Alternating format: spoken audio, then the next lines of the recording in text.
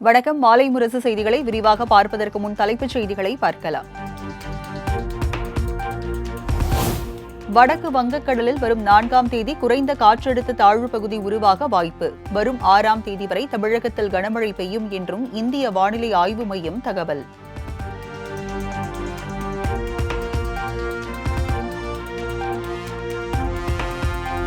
கிருஷ்ணகிரி மாவட்டம் ஒசூர் மற்றும் அதன் சுற்றுவட்டார பகுதிகளில் வெளுத்து வாங்கிய கனமழை. சாலைகளில் வெள்ளம் பெருக்கெடுத்ததால் வாகன ஓட்டிகள் அவதி.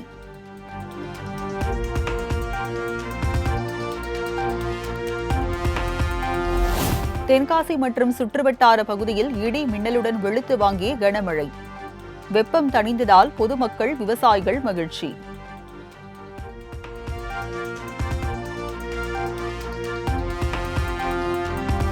துணை முதலமைச்சரின் செயலாளராக பிரதீப் யாதவ் IAS நியமனம்.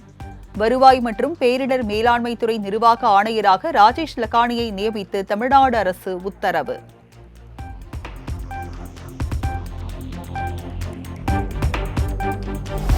இரண்டு IPS உட்பட 4 காவல் அதிகாரிகளை பணியிட மாற்றம் செய்து தமிழக அரசு உத்தரவு. திருவண்ணாமலை SP பிரபாகர் தாம்பரம் காவல் ஆணையராக மத்திய குற்றப்பிரிவு துணை ஆணையராக இடமாற்றம்.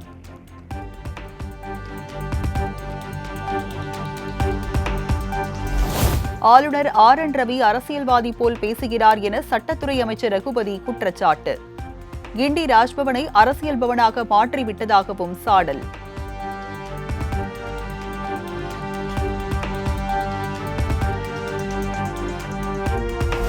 சென்னை எழும்பூரில் உள்ள மகாத்மா காந்தி சிலைக்கு முதலமைச்சர் MK ஸ்டாலின் மரியாதை.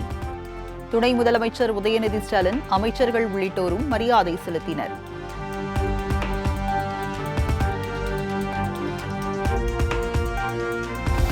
காந்தி ஜெயந்தியை முன்னிட்டு குடியரசுத் தலைவர் திரௌபதி முர்மு, பிரதமர் மோடி காந்தி நினைவிடத்தில் மரியாதை. ராகுல் காந்தி, சோனியா காந்தி உள்ளிட்டோரும் காந்தி உருவப்படத்திற்கு மலர் தூவி மரியாதை.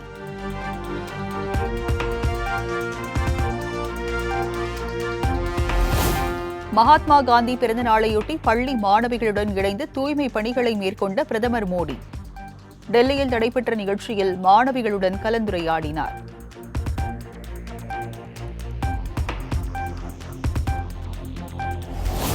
தமிழகத்தில் தலித் மக்களுக்கு எதிராக நடக்கக்கூடிய குற்றங்கள் வெட்கமும் வேதனையும் தருவதாக ஆளுநர் RN ரவி பரபரப்பு பேச்சு. தமிழகத்தில் சமூக நீதி பேசப்படுகிறதே தவிர நடைமுறையில் இல்லை எனவும் விமர்சனம்.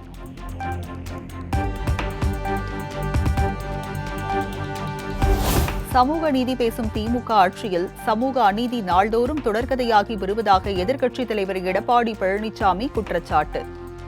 பட்டியல் இன மக்களை கிள்ளுக்கீரையாக நடத்தும் அவலம் அரங்கேறி வருவதற்கு கண்டனம்.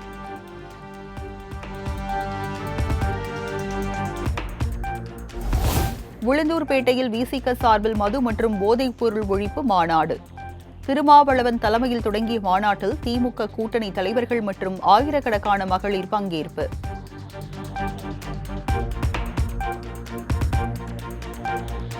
கள்ளக்குறிச்சி மது ஒழிப்பு மகளிர் மாநாட்டில் 12 தீர்மானங்கள் நிறைவேற்றம். மதுவிலக்கு சட்டம் இயற்ற வேண்டும் உள்ளிட்ட தீர்மானங்களை வாசித்தார் திருமாவளவன்.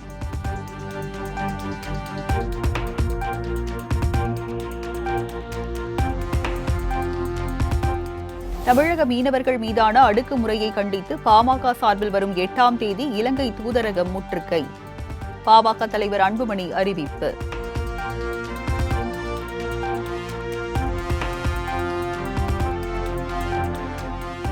ஜீவகாருண்யா மாநாட்டிற்கு கசாப்பு கடைக்காரர் அழைப்பது போல் திமுகவை VCK அழைத்துள்ளது. மது ஒழிப்பு மாநாட்டிற்கு திமுகவை VCK அழைத்திருப்பது குறித்து அதிமுக முன்னாள் அமைச்சர் ஜெயக்குமார் விமர்சனம்.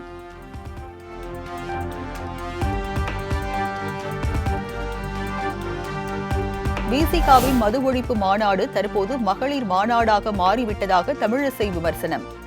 தமிழகத்தில் முதலில் மதுவிலக்கை அறிவித்தால் மத்திய அரசிடம் கோரிக்கை வைக்க தயார் எனவும் திட்டவட்டம்.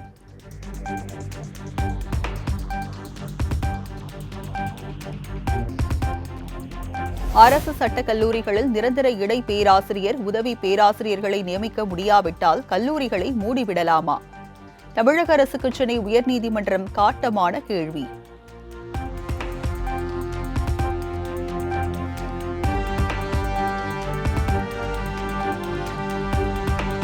காலி பணியிடங்களை நிரப்புவது தொடர்பாக அக்டோபர் 15ஆம் தேதி சட்டத்துறை செயலாளர் நேரில் ஆஜராக வேண்டும்.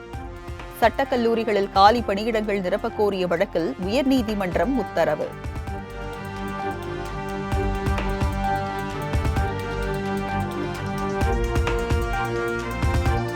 தமிழ்நாடு INTUC தொழிற்சங்கத்தை நிர்வகிக்க தற்காலிக குழுவை நியமித்து பிறப்பித்த உத்தரவுக்கு இடைக்கால தடை. சென்னை உயர்நீதிமன்றம் உத்தரவு.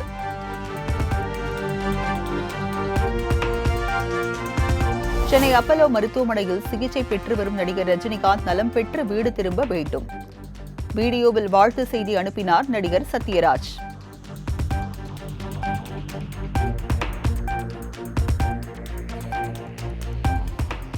ATM கொள்ளையர்களை பிடிக்கும் போது காயமடைந்த காவலர்களை மருத்துவமனையில் நேரில் சந்தித்தார் DGP சங்கர் ஜிவால்.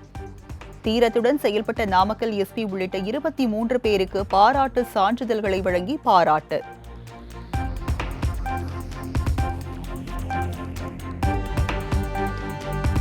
காந்தி ஜெயந்தியொட்டி கன்னியாகுமரியில் குவிந்த ஆயிரக்கணக்கான சுற்றுலா பயணிகள்.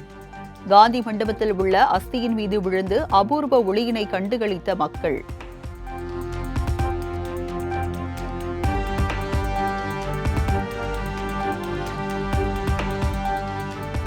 பழைய குற்றாலத்தை வனத்துறையிடம் ஒப்படைக்க கூடாது. தென்காசி ஆயிரப்பேரி கிராம சபை கூட்டத்தில் தீர்மானம் நிறைவேற்றம்.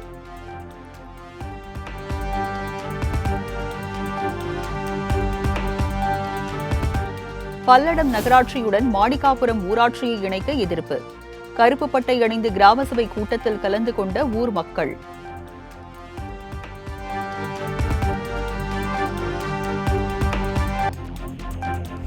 ஆற்காடு அடுத்த கத்தியவாடி ஊராட்சி கிராம சபை கூட்டத்தில் மாவட்ட ஆட்சியர் காலில் விழுந்து கதறிய பெண்ணால் பரபரப்பு.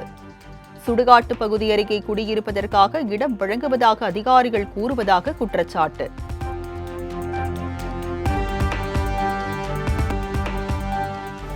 கோவில்பட்டி அருகே இயற்கை வளம் செழிக்க வேண்டியும் நல்ல மகசூல் கிடைக்க வேண்டியும் சிறப்பு பிரார்த்தனை. வண்ண வண்ண பலூன்களை வானில் பறக்கவிட்டு விவசாயிகள் வழிபாடு.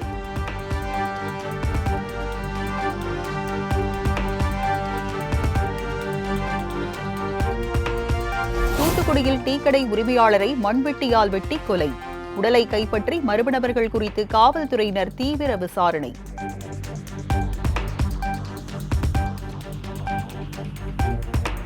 தஞ்சை பாபநாசம் சுற்றியுள்ள பல்வேறு பகுதிகளில் மூடப்படாமல் காட்சியளிக்கும் மழைநீர் வடிகால் பள்ளங்கள். மண்ணரிப்பால் மின்சார கம்பம் கீழே விழாமல் இருப்பதற்காக பேருந்து நிலைய தூண்களில் கட்டி வைத்துள்ள அவலம்.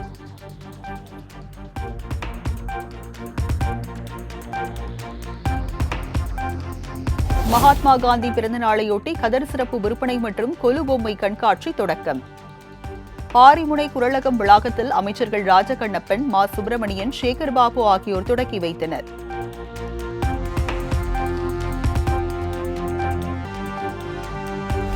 பீகார் மாநிலம் பாட்னாவில் ஜன் சூரஜ் என்ற பெயரில் கட்சி தொடங்கினார் தேர்தல் வியூக அமைப்பாளர் பிரசாந்த் கிஷோர். வரும் சட்டப்பேரவை தேர்தலில் களம் காண போவதாக ஆயிரக்கணக்கான தொண்டர்கள் மத்தியில் அறிவிப்பு.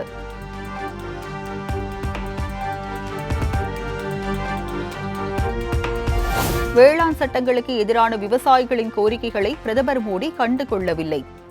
பெரிய தொழிலதிபர்களுக்கு ஆதரவாக மட்டுமே செயல்பட்டு வருவதாகவும் காங்கிரஸ் பொதுச் செயலாளர் பிரியங்கா குற்றச்சாட்டு.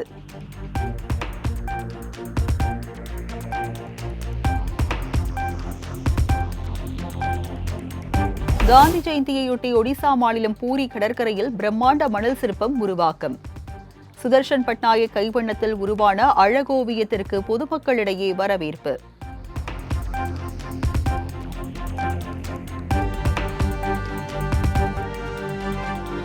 ஜார்க்கண்ட் மாநிலத்தின் வளர்ச்சிக்கு காங்கிரஸ், ஜார்க்கண்ட் முக்தி மோர்ச்சா கூட்டணி தடையாக இருக்கின்றன. 83,000 கோடி ரூபாய் மதிப்பிலான வளர்ச்சி திட்ட பணிகளை தொடங்கி வைத்து பிரதமர் மோடி பேச்சு.